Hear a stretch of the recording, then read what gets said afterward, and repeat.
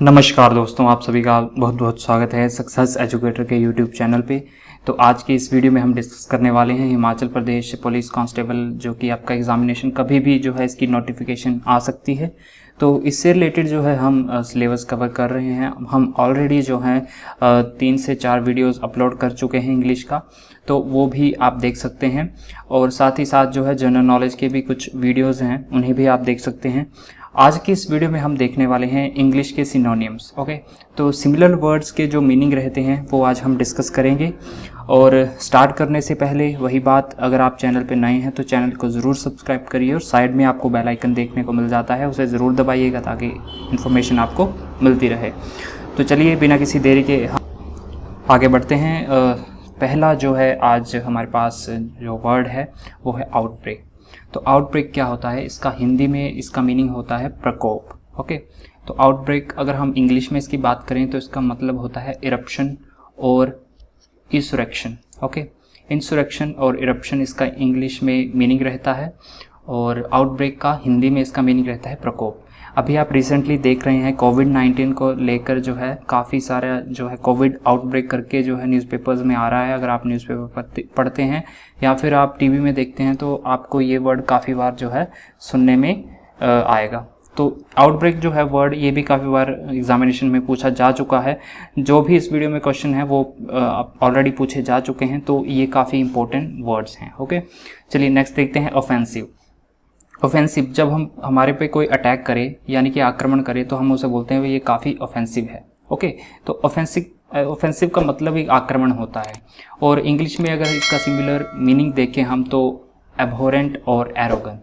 तो यहाँ पे ये दोनों वर्ड्स जो हैं ये थोड़े डिफ़िकल्ट हैं, लेकिन ऑफेंसिव का अगर आपको मीनिंग मालूम है तो आपको जो इसके सिमिलर मीनिंग आएंगे वो काफ़ी ईजी आएंगे। ओके, तो ऑफेंसिव का मतलब होता है आक्रमण, ये आपको मालूम होना चाहिए।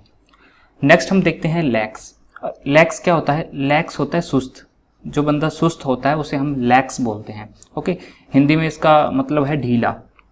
अगर हम इंग्लिश की बात करें तो इंग्लिश में इसका मीनिंग होता है स्लैक या फिर केयरलेस। ठीक है, केयरलेस है, आलसी है आदमी, तो उसे हम बोलेंगे he is very lakhs. Okay, तो इसका मीनिंग रहता है। नेक्स्ट हम देखते हैं लायबल। देखिए, अगर मान लो कभी सड़क पे जा रहा है, 2 गाड़ियाँ जा रही हैं और किसी की एक गलती से दूसरी गाड़ी के साथ टक्कर हो जाती है। ओके, और दूसरे आदमी को जो है चोट लग जाती है। अगर मान लो मैं ही वो गाड़ी चला रहा था जिसने टक्कर मारी है, तो मैं उस बंदे के लिए लायबल हो जाऊंगा। दूसरी गाड़ी का जो ड्राइवर था जिसे चोट आई है, तो उसके लिए मैं लायबल हो जाता हूँ, यानी कि उत्तरदायी हो जाता हूँ। ओके, तो इसका मीनिंग होता है उत्तरदायी। या फिर इंग्लिश में अगर हम देखें तो इसका मतलब होता है अकाउंटेबल या फिर बाउंड। ओके, तो अकाउंटेबल करके भी आपसे पूछा जा सकता है कि अकाउंटेबल का मतलब क्या होता है, तब आप बोलोगे लायबल होता है। अगर लायबल आपको वर्ड आ जाए तो आप बोलेंगे अकाउंटेबल।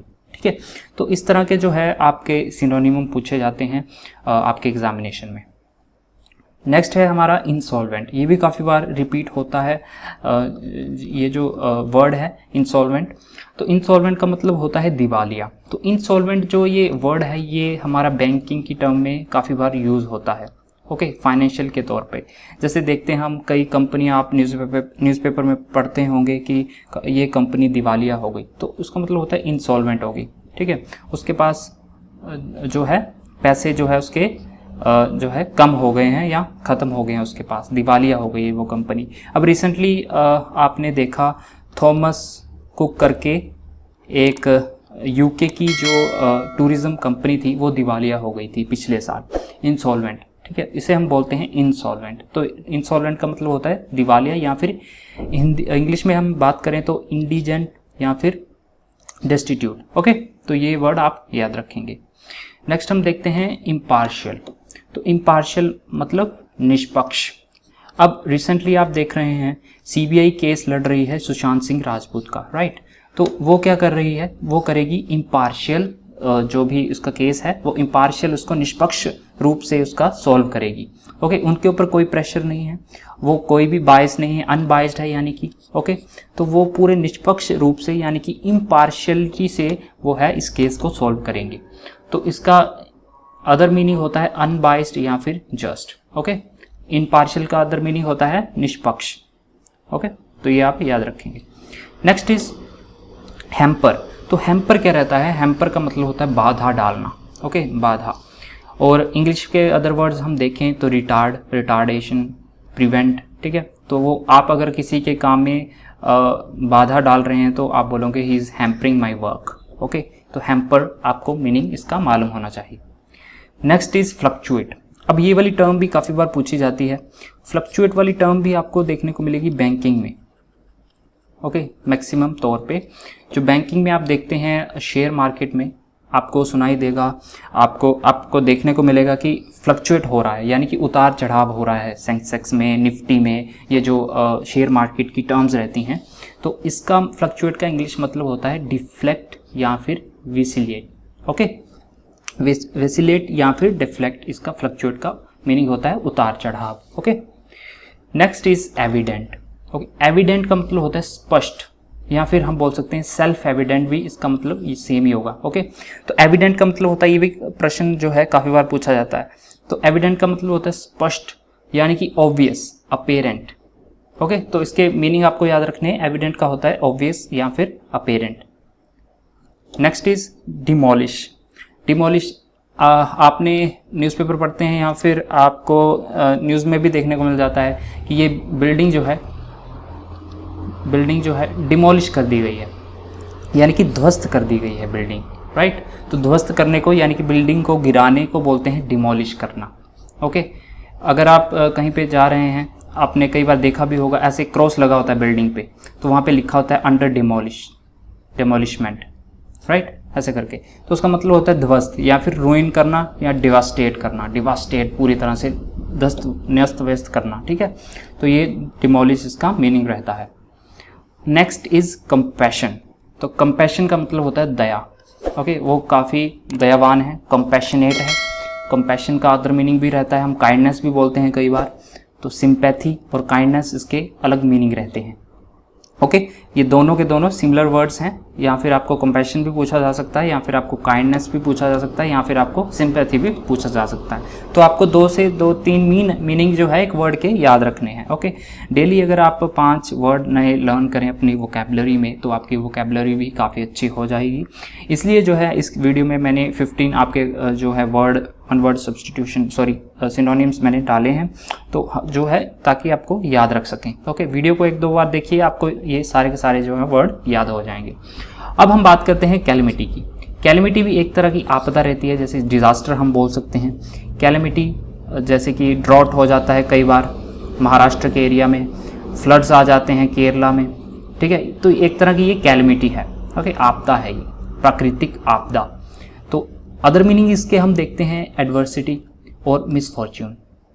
तो ये दोनों वर्ड जो है हम इसकी जगह पे यूज़ कर सकते हैं, राइट। तो कैलेमिटी या फिर एडवर्सिटी या फिर मिसफॉर्च्यून, ये होता है इसका मतलब आपदा। Next is allure. किसी को बहलाना फुसलाना, इसका मतलब होता है एल्योर, ही इज़ एल्योरिंग मी। तो वो मुझे बहला फुसला रहा है। तो इसका अदर मीनिंग जो है इंग्लिश में एंटाइस और दूसरा है फैसिनेट, ओके। तो एल्योर का मतलब होता है फुसलाना, ओके। और अगर हम इंग्लिश में अगर इसकी बात करें तो एंटाइस और फैसिनेट इसका मीनिंग रहता है। तो एल्यूरिंग भी आपकी डेली कन्वर्सेशन जो रहती है आपस में, तो उसमें भी काफ़ी ज़्यादा यूज़ होता है ये, ओके, वर्ड। तो एल्यूर जो है आपने याद रखना है। नेक्स्ट हम बात करते हैं नेग्लिजेंट की। नेग्लिजेंट हम बोलते हैं जो लापरवाह रहता है, ओके। जो लापरवाह होता है उसे हम बोलते हैं he is very negligent, okay.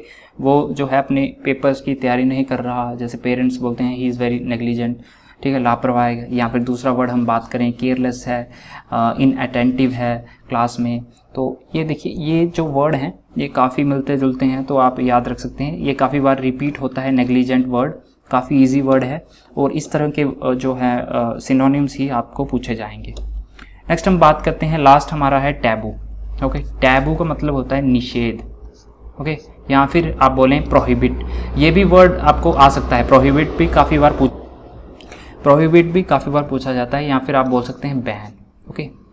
Prohibit यानी कि निषेध कर देना, ये निषेध करना। या फिर आप बोल सकते हैं टैबू, ये भी वर्ड काफ़ी बार रिपीट होता है। तो ये थे इंपॉर्टेंट आज के क्वेश्चन। हम नेक्स्ट वीडियो में हम एंटोनिम्स कुछ देखेंगे, फिर नेक्स्ट वीडियो में हम वन वर्ड सब्स्टिट्यूशन भी लेके आएंगे। तो रिपीटेडली जो है हम वीडियोस लाते रहेंगे, तो चैनल को आप सब्सक्राइब कर सकते हैं। मिलते हैं दोस्तों नेक्स्ट लेक्चर में, तब तक के लिए जय हिंद।